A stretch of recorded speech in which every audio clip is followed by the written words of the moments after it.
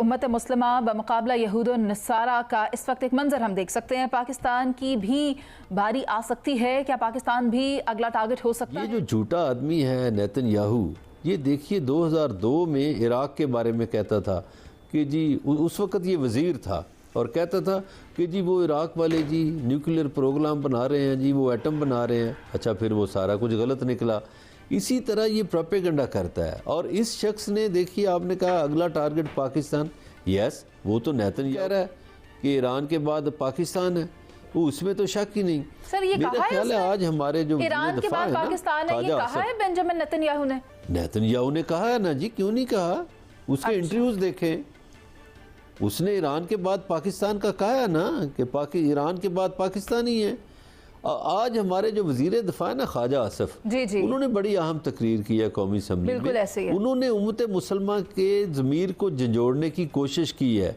अच्छा, ये जो यहूद व नसारा की आप बात करती हैं, ये देखिए की बड़ी वाज़ेह आयात हैं कि वो उन्हीं में से हैं जो उनका साथ देंगे ना यहूद व नसारा का। वो बज़ाहिर बेशक अब नाम के मुसलमान हों, लेकिन कुरान के मुताबिक वो उन्हीं में से हैं। वो उनका फिर मुसलमानों से कोई ताल्लुक वास्ता नहीं। सर मैं अभी तक ना बल्ला साहब आगे बढ़ नहीं पा रही हूँ। मैंने कल पूरी गुफ्तगू सुनी बेंजामिन नेतन्याहू की ईरान पर अटैक करते वक्त जो पॉलिसी इख्तियार की जा रही थी, रीजंस जो बयान की जा रही थी, कहीं पर भी पाकिस्तान का नाम नहीं दिखाई दिया। आप किस इंटरव्यू की बात कर रहे हैं? मुझे कन्फ्यूजन है मेरी, ये दूर कर दें अगर आप। मनीज़े, आप नेतन्याहू के पुराने इंटरव्यूज़ उठाएं, उनको देखें। ये वीडियो इंटरव्यूज़ हैं, मैं कोई किसी अखबारी इंटरव्यू की तो बात नहीं कर रहा। सर हवाला क्या है उसका? क्या वो ये चाहता था कि पाकिस्तान उसको तस्लीम करे? क्या ये बात थी? नहीं, वो कहता है ये दुनिया के लिए ख़तरनाक हैं ये ममालिक। वो ईरान को ख़तरा समझता है, उसके बाद वो कहता है पाकिस्तान ख़तरा है। अच्छा, पाकिस्तान का एटमी प्रोग्राम तो इसराइल को बहुत अरसे से चुभ रहा है, ये किसको नहीं पता। वो कहते हैं तो ख़तरनाक लोग हैं, इनके पास एटम नहीं होना चाहिए। और ये अजीब तरीका है कि इसराइल के पास एटम होना चाहिए, बाकी किसी के पास नहीं होना चाहिए। ये आप उसके इंटरव्यूज देखें। ठीक है, बरला साहब आपका पॉइंट आ गया है। और बरला साहब ने वाज़ेह कर दिया है कि इसराइल को पाकिस्तान का एटॉमिक पावर होना शुरू दिन से ही खटक रहा है। देखिए, ये एक हकीकत है। आपके पास क्लिप ज़रूर आया होगा नेतन्याहू का, जिसमें वो खुल के कह रहा है कि ईरान और फिर पाकिस्तान कि ये दो न्यूक्लियर उसमें जा रहे हैं और फिर इनको आ जाना है। वो क्लिप आम है, चल रहा है, आप कहें तो मैं आपको भेज भी दूं। तो ये अज़ाइम तो हैं। और वो इसराइल जो है वो एक अपने आप को इस पूरे ख़ित्ते का बदमाश समझता है और वो इसी वजह से इस तरह की हरकतें कर रहा है। और ये उसने वहाँ पे हमला किया। एक तरफ अमेरिका बातें कर रहा है ईरान से न्यूक्लियर उस पे, और दूसरी तरफ ये कह के जी बात हो रही है, ऐसा नहीं होगा, वो नहीं होगा। लेकिन इसमें तो आपके इल्म में है कि सारी शय जो है सपोर्ट उसको है अमेरिकन भी मुकम्मल तौर पर। और फिर एक बड़े अफसोस की बात है कि बहुत सारे दीगर और ममालिक भी इसराइल को इसमें सपोर्ट कर रहे हैं। आपने अभी देखा होगा कि वो जो कोई हमला और जो ख्वाजा आसिफ ने कल और आज बातें की हैं।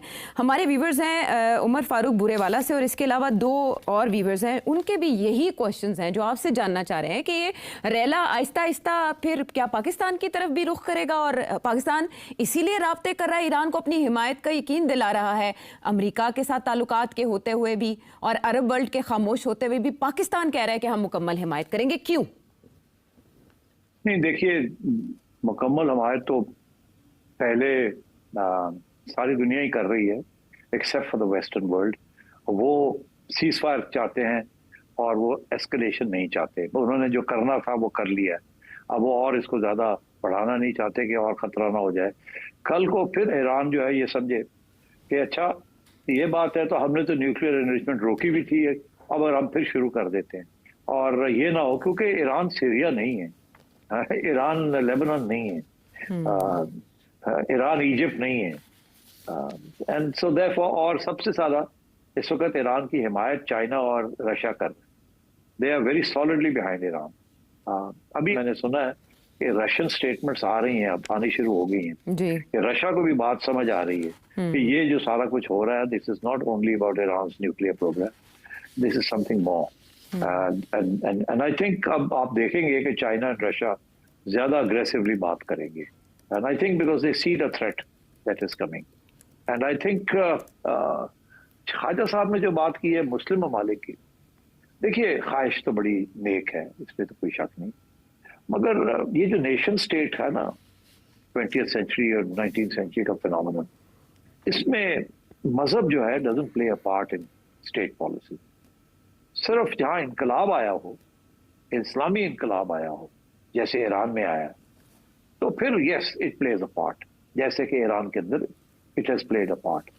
जैसे कि सोवियत यूनियन के अंदर जब सोवियत इनकलाब आया था तो सोशलिस्ट थॉट को प्रमोट करने की बात, एक्सपोर्ट करने की बात आई, मगर मॉडर्न डे सोवियत यूनियन तो स्प्लिट हो गया ना, उसके बाद टूट गया। तो now socialism is not a part of the ideology of Russia. इसी तरीके के साथ चाइना बड़ा रियलिस्टिक हो गया और प्रैग्मेटिक हो गया, they are not exporting revolution. और ईरान ने भी आहिस्ता आहिस्ता was coming to a position where they would have stopped exporting of the entire region. Iran has the right to self-defense.